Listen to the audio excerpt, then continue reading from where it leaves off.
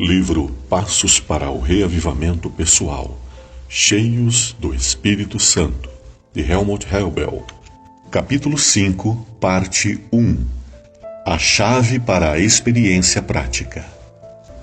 Como posso implantar e experimentar a solução divina em minha vida? Como devo orar para ter a certeza de que estou cheio do Espírito Santo? A oração e o estar cheio do Espírito Santo. É importante que escolhamos este caminho com fé e que com fé clamemos pelo Espírito Santo.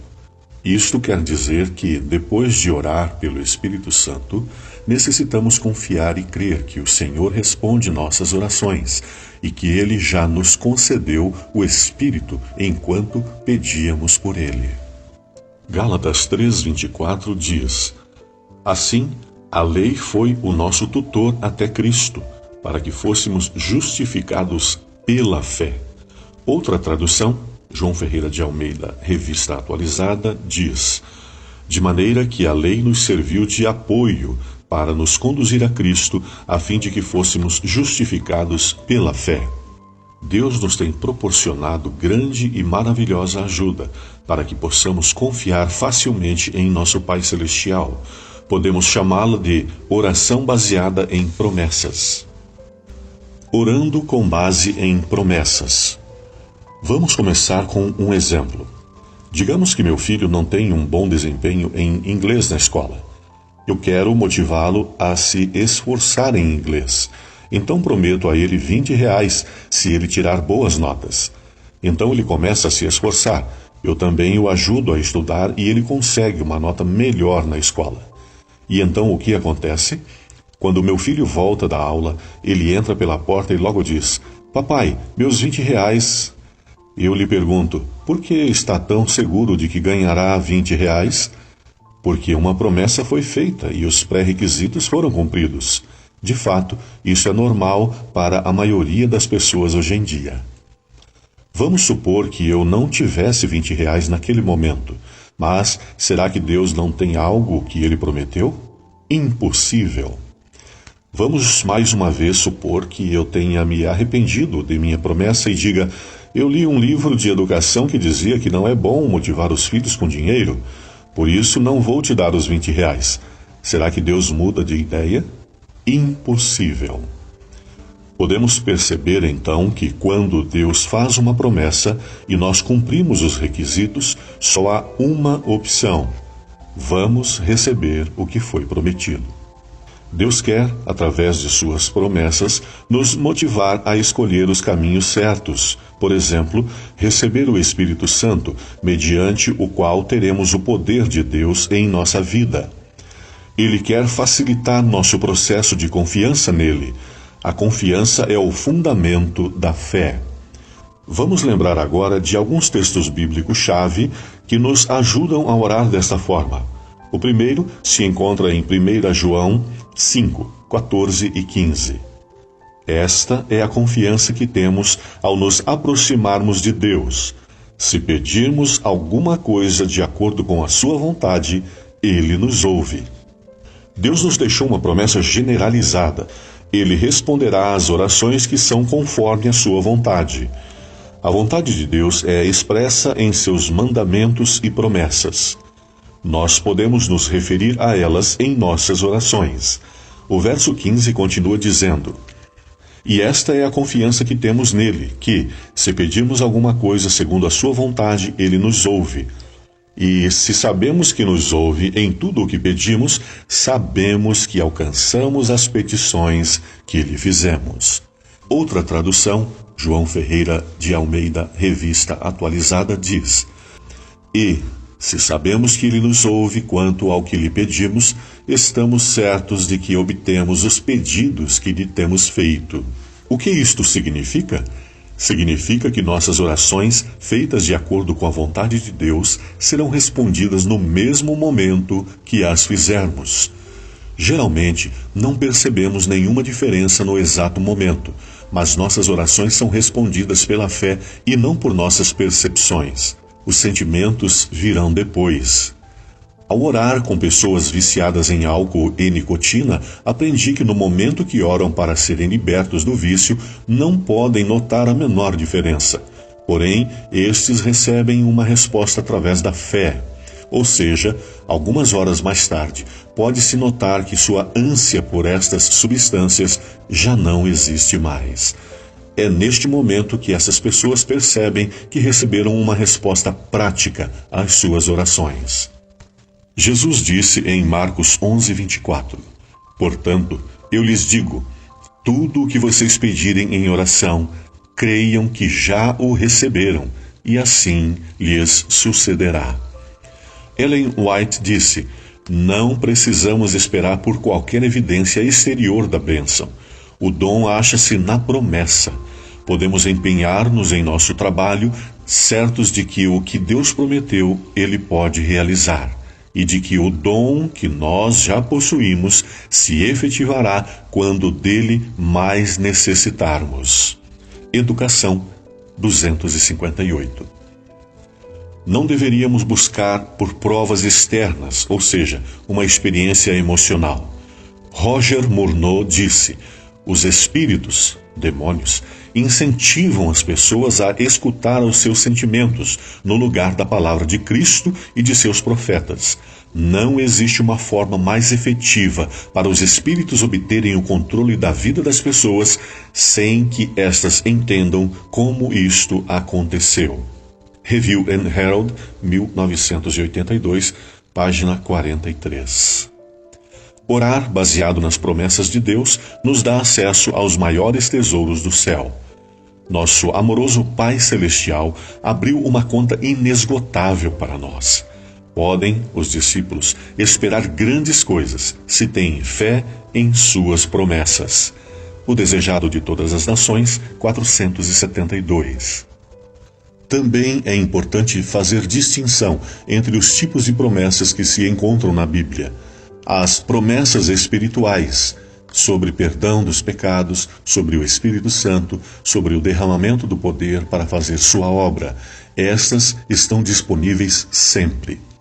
Ler também Atos 2, 38 e 39. Já as promessas de bênçãos temporais sobre a própria vida são concedidas algumas vezes e outras não, de acordo com a providência de Deus. Vejamos, por exemplo, Isaías 43, 2. Quando você andar através do fogo, você não se queimará, as chamas não o deixarão em brasas. Deus cumpriu essa promessa maravilhosa em benefício dos 3 amigos que foram jogados na fornalha ardente, Daniel 3. Por outro lado, os reformadores religiosos John Huss e Jerônimo foram queimados em uma fogueira em Constança. Poderíamos dizer que suas orações não foram atendidas? Entretanto, será que não foram respondidas de uma forma que para nós é desconhecida? Um escritor papal descreveu a morte deles da seguinte maneira: ambos foram valentes durante a aproximação de sua última hora. Se prepararam para ir para a fogueira como se estivessem indo para uma festa de casamento. Não se podia ouvir um grito de dor. Enquanto as chamas cresciam, cantavam hinos e apenas a veemência do fogo pôde calar o seu canto. Se alguém está sendo queimado, é normal que grite. Seu comportamento mostrou que Deus interveio, talvez não de uma forma visível para nós. Isto me mostra que as promessas temporais têm grande importância para nós. Agradecendo a resposta. Outro aspecto importante é que, se nossos pedidos são respondidos no momento que o levamos a Deus, é importante agradecê-lo no mesmo momento. Nosso agradecimento, neste momento, demonstra nossa confiança em Deus, de que Ele já respondeu nossas orações e se manifestará quando mais precisarmos. Alguns crentes notam algo imediatamente depois da oração. Entretanto, a experiência de muitos crentes é similar à de Elias. Porém, o Senhor não estava no vento. E depois do vento, um terremoto. Também o Senhor não estava no terremoto. E depois do terremoto, um fogo. Porém, também o Senhor não estava no fogo. E depois do fogo, uma voz mansa e delicada. 1 Reis 19, 11 e 12. Esta também foi a minha experiência. Durante um longo período de tempo, pensei que nada havia acontecido comigo, mas depois me dei conta de que muitas coisas haviam mudado sem eu me dar conta. Mudar o pensamento. Isso significa que é necessário mudar de pensamento neste momento, mas transformem-se pela renovação da sua mente. Romanos 12, 2. Sendo assim, o correto seria dizer: obrigado por responder minha oração, obrigado por outorgar o meu pedido, obrigado porque eu verei a sua resposta no melhor momento. Isto não é automanipulação. Através da automanipulação, eu acabo persuadindo a mim mesmo. Quando eu oro com base em uma promessa, minha mudança de pensamento tem uma base divina. Isso porque agora creio pela fé que minha oração já foi respondida. Neste caso, se não mudo minha forma de pensar, digo a Deus que não confio nele e que prefiro ser guiado por minhas emoções. Com este comportamento, sou tentado a ver a Deus como um mentiroso e, por conta disso, não receberei nada.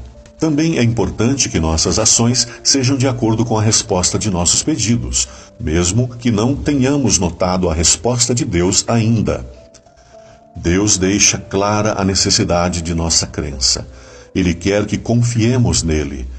Vamos refletir por um momento na travessia do Rio Jordão.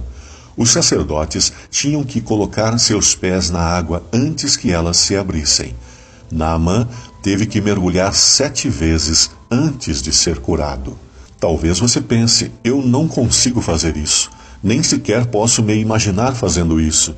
Você deve se lembrar que há muitas coisas que não podemos explicar. A maioria de nós não sabe o que é a eletricidade, mas a usamos mesmo assim. A maioria de nós não sabe como as crianças aprendem a falar, mas todas aprendem mesmo assim. Achamo-nos na natureza constantemente rodeados de maravilhas além da nossa compreensão. Devíamos, pois, surpreender-nos ao encontrar também no mundo espiritual mistérios que não podemos sondar. Educação, página 170. Meditemos em Provérbios 3, 5 e 6. Confie no Senhor de todo o seu coração e não se apoie em seu próprio entendimento. Reconheça o Senhor em todos os seus caminhos e Ele endireitará as suas veredas. Aqui encontramos, de maneira clara, os requisitos que Deus tem para direcionar o nosso caminho. Cada requisito é também um mandamento. Se não estamos seguros para cumprir os requisitos, devemos pedir a Deus que coloque em nós a vontade de cumpri-los, tendo sempre a certeza de que Deus nos responderá de imediato.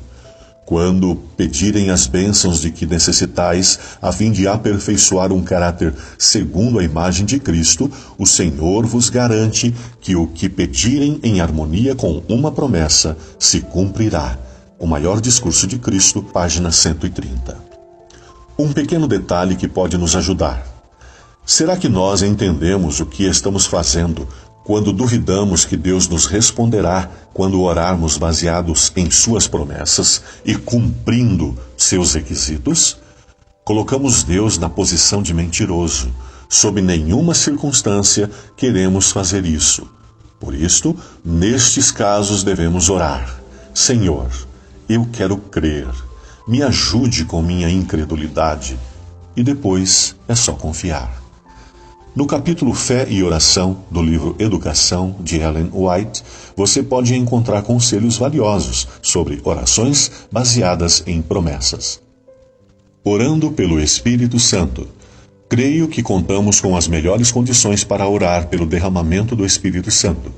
Não devemos nos esquecer de que não é sobre persuadir a Deus ou convencê-lo de fazer a nossa vontade. Pelo contrário, é sobre crer em suas promessas e em sua fidelidade. Promessas sobre recebimento do Espírito Santo. O Senhor nos tem dado promessas maravilhosas sobre o Espírito Santo. Lucas 11, 13. Se vocês, apesar de serem maus, sabem dar boas coisas aos seus filhos, quanto mais o Pai Celestial, que está no céu, dará o Espírito Santo a quem o pedir. Vocês percebem que aqui nosso Pai Celeste está fazendo uma promessa insolúvel? O requisito para receber essa promessa maravilhosa é pedir. Claro que Jesus não se refere a um único pedido, mas a um pedido constante. Entretanto, é necessário ver o contexto. Deveríamos ler também os demais textos que se referem ao mesmo assunto. Atos 5:32. Nós somos testemunhas destas coisas, bem como o Espírito Santo que Deus concedeu aos que lhe obedecem. O requisito aqui é obediência. Com isto, é possível ver que não podemos levar em conta apenas um texto. Também temos que considerar o contexto da promessa. Queremos obedecer a Ele, nosso maravilhoso Salvador e amigo. A obediência cria alegria. Ore a cada manhã para ter um coração obediente. Ore ao Senhor para que lhe dê a vontade de fazer o que Ele quer. Com isto, você estará cumprindo o requisito. João 7:37. Se alguém tem sede, venha a mim e beba. Este versículo é sobre o desejo pelo Espírito Santo. Se você não o deseja ou o deseja pouco, então deve orar pedindo para que tenha esse desejo. Este é um pedido conforme a vontade de Deus, por isso será respondido imediatamente. Se pedirmos ao nosso maravilhoso Deus, Ele colocará em nós o querer e o fazer. Podemos orar também pelo desejo de ter uma relação mais próxima com Deus, de amá-lo com todo o nosso coração, servi-lo com alegria, de querer cada vez mais a Jesus, sua breve volta e nosso encontro no reino de Deus. Podemos pedir que nos dê o desejo de ler a sua palavra e aprender através dela. Assim, nos preparando para estar aptos a ajudar e salvar os perdidos. João 7:38 e 39. Quem crê em mim, como diz a Escritura, do seu interior fluirão rios de água viva. Ele estava se referindo ao Espírito, que mais tarde receberiam os que nele crescem. A condição aqui é crer. Podemos ver aqui que nossa fé em Cristo Jesus e nossa confiança em Deus são requisitos muito importantes para recebermos o Espírito Santo. Crer é mais fácil quando oramos baseados em suas promessas. Gálatas 5:16. Por isso digo, vivam pelo Espírito, e de modo nenhum satisfarão os desejos da carne. Aqui temos uma promessa que está expressa em forma de ordem. Se o Senhor quer que caminhemos em Espírito, fica claro que Ele quer que estejamos cheios do Espírito. Também nos mostra que quando estamos cheios do Espírito, não estamos à mercê dos nossos próprios desejos. O Espírito Santo quebra o poder que o pecado tem sobre nós. Romanos 8:1-17, especialmente o versículo 2. Através do Espírito Santo, as obras da carne são eliminadas. Paulo, por exemplo, disse de si mesmo, a cada dia eu morro. Não estar à mercê dos desejos da carne, Gálatas 5:18-21, e crescer através dos frutos do Espírito, Gálatas 5:22, é algo extremamente valioso. Podemos comparar a incapacidade do pecado de entrar em nossa vida com o processo de montagem de binóculos.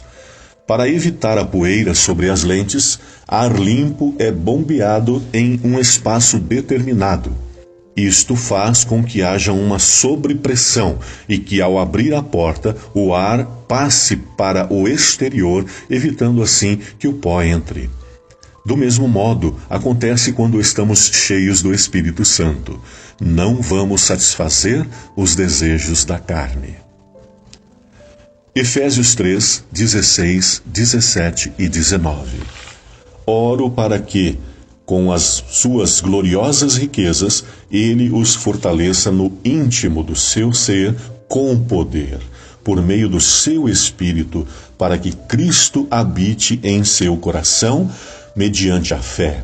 E oro para que vocês, arraigados e alicerçados em amor, para que vocês sejam cheios de toda a plenitude de Deus. Talvez por muito tempo não percebemos que temos sido fortalecidos com esse poder. Talvez sejamos como a natureza. No inverno as árvores ficam secas até a primavera, onde florescem novamente. Existem grandes poderes trabalhando nesta renovação. Não podemos vê-los nem ouvi-los, mas depois de um tempo podemos ver os resultados. Comigo foi desta forma e sou grato a Deus por me dar poder em abundância. Outro exemplo. Por décadas temos o conhecimento da existência de correntes elétricas em nosso corpo. Isto acontece, porém não nos damos conta. Efésios 5:18. Mas enchei-vos do Espírito, ou encham-se e renovem-se constantemente e repetidamente pelo Espírito. Atos 1:8. Mas receberão poder quando o Espírito Santo descer sobre vocês, e serão minhas testemunhas em Jerusalém, e em toda a Judéia e Samaria, e até os confins da terra. Os discípulos receberam a ordem de esperar até que recebessem o poder. Entretanto, eles não ficaram esperando sentados. Os discípulos oraram com intenso fervor para serem habilitados a se aproximar das pessoas e, em seu trato diário, falar palavras que levassem os pecadores a Cristo, pondo de parte todas as divergências, todo o desejo de supremacia. Nós também podemos orar clamando por essa promessa. Atos dos Apóstolos, página 20.